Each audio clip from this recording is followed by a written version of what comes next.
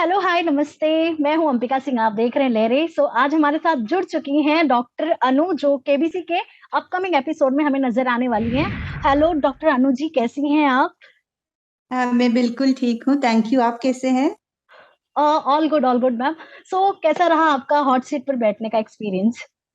बहुत बहुत अच्छी एक्सपीरियंस थी। मैं बहुत खुश हूँ और बहुत ओवरवेलमिंग, बहुत एक्साइटिंग एपिसोड, एक्साइटिंग टाइम थी मेरी जब हॉट सीट पे आए, सर से मिले, केबीसी के सेट सेट पे आके खेले। बहुत अच्छी एक्सपीरियंस हूँ।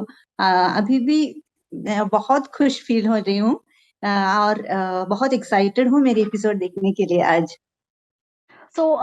जब आपको पता चला कि आप हॉट सीट पे बैठने वाली हैं, उस वक़्त आपके अंदर क्या कुछ चल रहा था? क्योंकि ये अचानक से ऐसा होना, फिर कैसे इंसान एक बार शॉक हो जाता है कि हाँ, उम्मीद नहीं होती कि हम यहाँ तक पहुँचेंगे। तो आपके मन में क्या कुछ चल रहा था?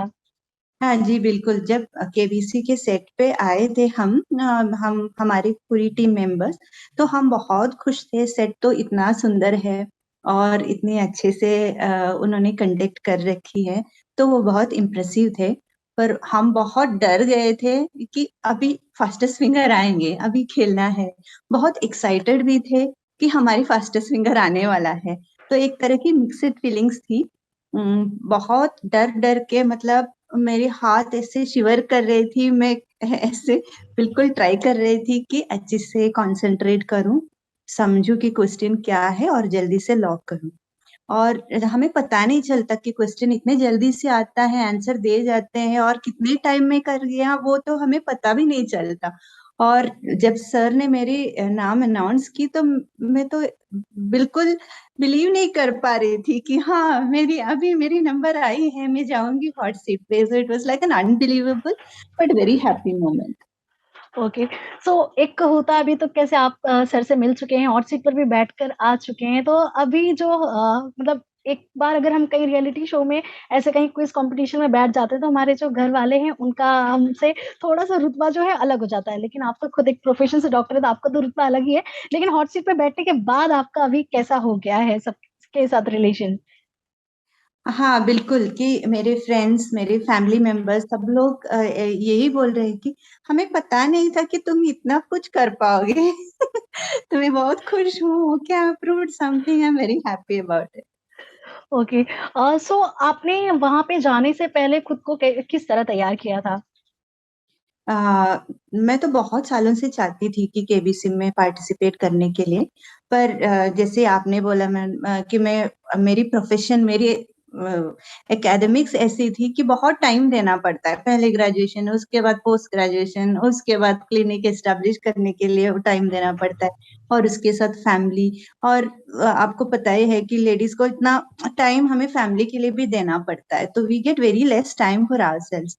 पर जब से मेरी एग्ज़ैक्टली। बेटी स्कूल जाने लगी, तब से मैंने थोड़ा थोड़ा सा टाइम निकाल के, जब भी फ्री टाइम मिलती थी, तो छोटी छोटी नोटबुक्स लेके मैं नोट्स बनाती थी। और हर एपिसोड केबीसी के मैंने देखा है। और कभी मैंने मिस किया है पुराने वाले एपिसोड्स, वो भी मैं ढूंढ ढूंढ के देखती थी।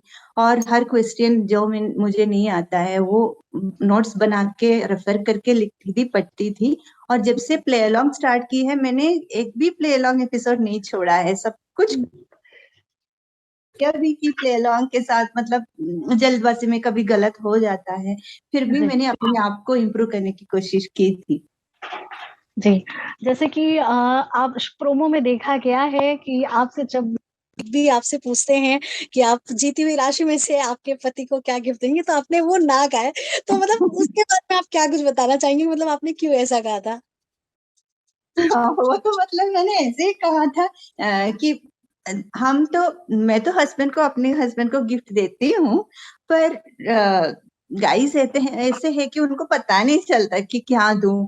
तो कुछ सरप्राइज करने वाले, कुछ करना है ना उनको, वो तो उनको नहीं आता। तो मैंने सर से बताया, सर आप कुछ समझाए इसको कि कैसे रोमांटिक बनते हैं, आप कैसे मैम को गिफ्ट देते हैं, वैसे आप इनको सिखाइए। तो सर ने कुछ ऐसे मेरे हस्बैंड से बताया भी कि आप अभी इनको अच्छे से गिफ्ट दीजिए। तो नेक्स्ट टाइम मैं एक्सपेक्ट करती हूँ कि मेरे हस्बैंड कुछ अच्छे से गिफ्ट मुझे लेके आए। जी। और मेरे फ्रेंड्स अभी पूछ रहे हैं कि अभी हस्बैंड को कुछ देंगे कि नहीं, वही क्वेश्चन आया है अभी। सो आपके क्या आप सच में देने वाले हो या फिर आपने जो वहाँ कहा है आप उसी पर ही कायम रहोगे?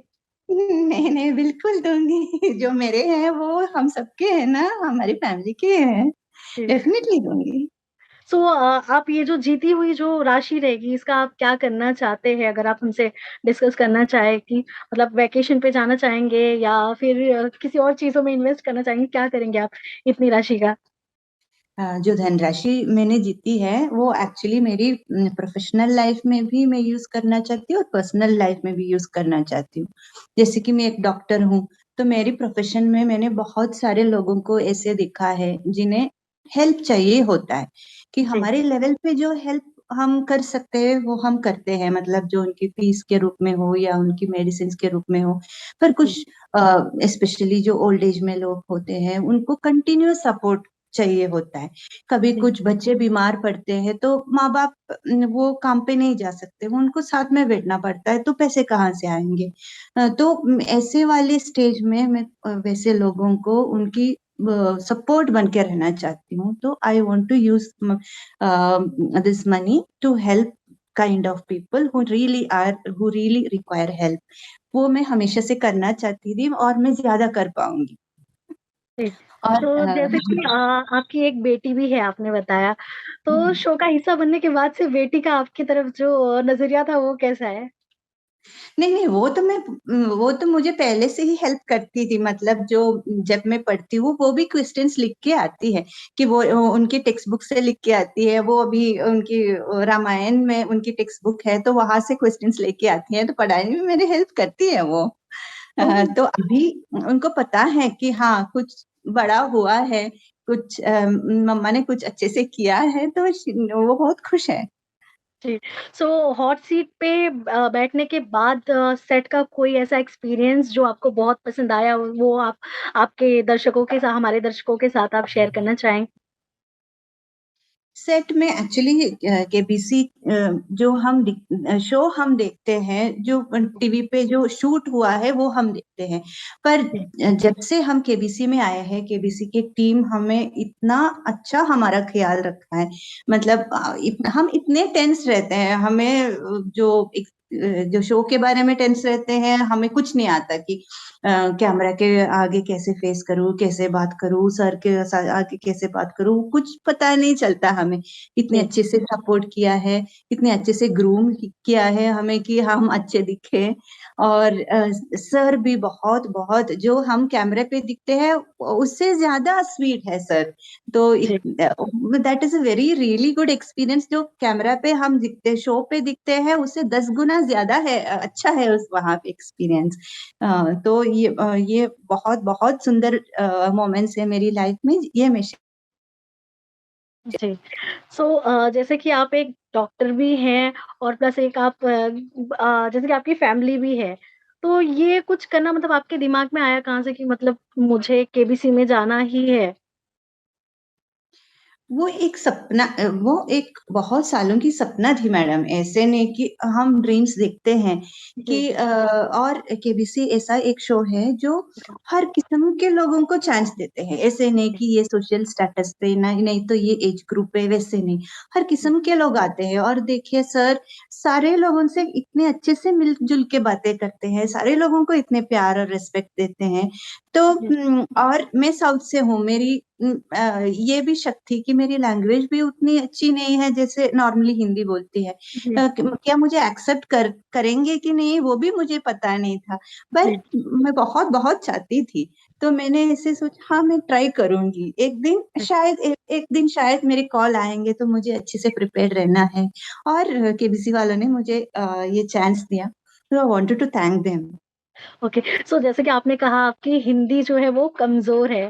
तो सेट पे ऐसे आपकी कुछ हिंदी का कुछ ऐसा हुआ कि मतलब आप हिंदी में बोल नहीं पाए जिसकी वज़ह से आपको थोड़ी परेशानी हुई कि लेकिन जहाँ तक हमें पता है वहाँ पे टीम इतनी अवेलेबल होती है लोगों के लिए कि मतलब परेशानी तो नहीं होती। लेकिन आपके साथ ऐसा कुछ हुआ कि हाँ, हिंदी ना बोलने की वज़ह से आपको कहीं प्रॉब्लम हुई हो? नहीं, नहीं, मैं हमेशा हिंदी में बोलने की कोशिश करती थी, पर जी, टीम ने ऐसे बोला कि अगर आपको कुछ प्रॉब्लम है, तो आप इंग्लिश वर्ड्स यूज़ कर सकते हो। है। यस, ऐसे यस। नहीं कि and they make you so confident कि या वो हमेशा आपको एनकरेज ही करते हैं कि हाँ, आप अच्छे बोल रहे हो, आप बोल पाओगे।